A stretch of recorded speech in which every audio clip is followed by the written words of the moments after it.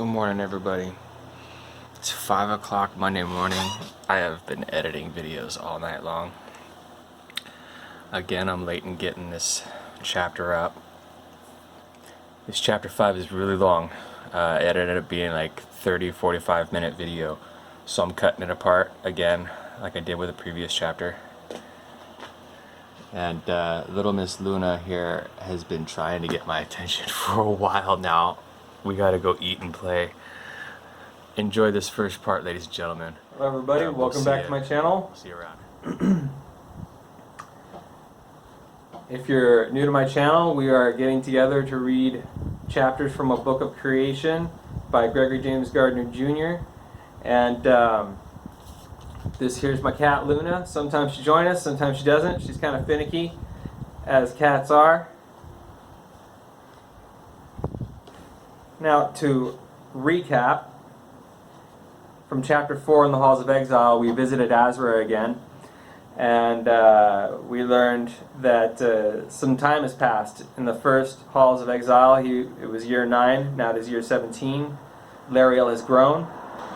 We learned that she brings him food from time to time, in sporadic visits, and we also saw a visit from his jailers, questioning him about things. Moving on, chapter 5, The Road to Ninhursag. The year is 1065 by the nocturnal calendar. Talia peered into the crystal as she rolled it around in her fingertips while she thought about things.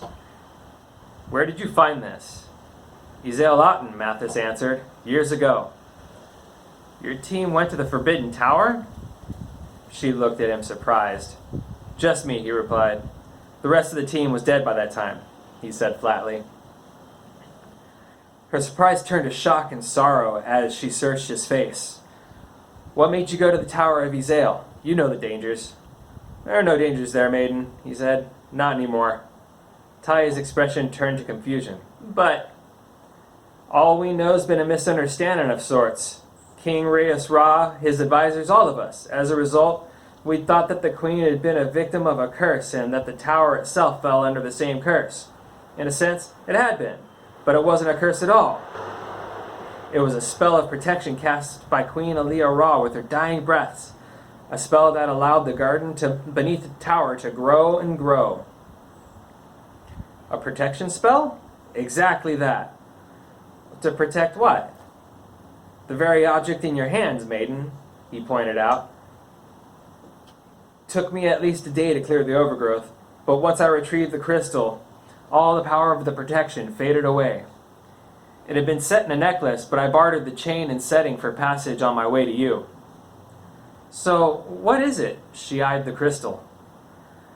"That's more to the story I don't rightly know, and I don't know how to describe it, so forgive me if I get confusing." "Go on," she said, intrigued. "Ganon was once gifted, but he gave up those gifts for a chance to be with Alia. And then his inner being stepped out of his outer self, taking with him something from the form he left behind. I can't understand what it is, but this piece you hold in your hands, it is a shard of that remnant of his previous form." "And you want to reunite the two pieces?" "Yes, maiden." "Why? What will it do?" "I'm not sure, but Ganon had unexplainable powers before he split himself apart. My hope is that reuniting Ganon with you and the means to regain his gifts will help us in freeing Azra." Ingrid began to slow. "Nglop!" Talia translated. Ingrid will not go any further." "We are on foot from here." She gathered herself and put the shard away. With a grunt, she hopped down to the ground, and Mathis followed suit. That's when they saw why Ingrid would go no further. The heads of several worms sat atop a pile of jutting stones just outside of the township. "Oh!" Talia gasped, and she looked to Ingrid with genuine pause. "I'm so sorry." Ingrid looked at Talia with her large black eyes. Even without color, they conveyed such loss. She turned and slithered away. "Abruptly a roar!"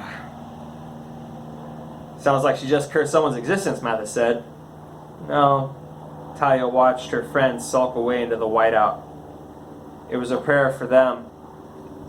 Talia nodded to the heads. Come on, let's get away from here. Azra-Loon had moved off to the west, but still shone strongly. Alea Otten gleamed across the vast distance, and all the light mingled together to brightly grace Ninhursag. With the stone marker far behind, and with all the beautiful things to look at along the walk to the township, Talia instead gazed off far into the eastern distance. She looked to where the old tower of Izael lit the distant horizon far, far beyond. How can any of this be true, she thought. Another worldly being, her father, and Alea Ra, her mother, on top of it all, the creator of myth not really being myth, and in need of help? Mathis had dawdled behind while looking at the field of icy flora, and he strolled up behind Talia and he saw her looking off into the distance. He let her stew for a few minutes before he pointed out the closest tower. The Otten, his words slowly brought Talia around. How familiar are you with them? Intimately, Talia nodded as she looked back from the east to the tower in the south. You know why they glow? They were carved from the remnants of Anu-Lun, the great destructor. Yeah, it was a great destruction when Anu-Lu fell. But that's not exactly what the Otten are, and more to the point, that isn't why they glow. Then the explanation must be left to the faith that they glow simply because we need them to glow. Well said, Mathis laughed. Oh, hoo-hoo! Well said, Azek. Maiden, Talia corrected with a stern look, and that is all it took for Mathis to apologize. Of course, maiden, he said with a mock groveling tone and a goofy smile. Well, you know why they glow or not? I suppose they reflect light from Azra-Loon as it passes over, but really I do not know. Some of that might be true, but that doesn't explain why the Otten glow and dim like day and night, even when Azra-Loon is not around. Mathis paused to let Talia think about that. The Otten would glow in that manner even if Sar weren't around to light them. How is that possible? They're connected in and of themselves, and not at all part of our world. Their glow is the slow pulse of light that reverberates through all of existence. Now he was beginning to sound crazy to himself. Does that make sense? No.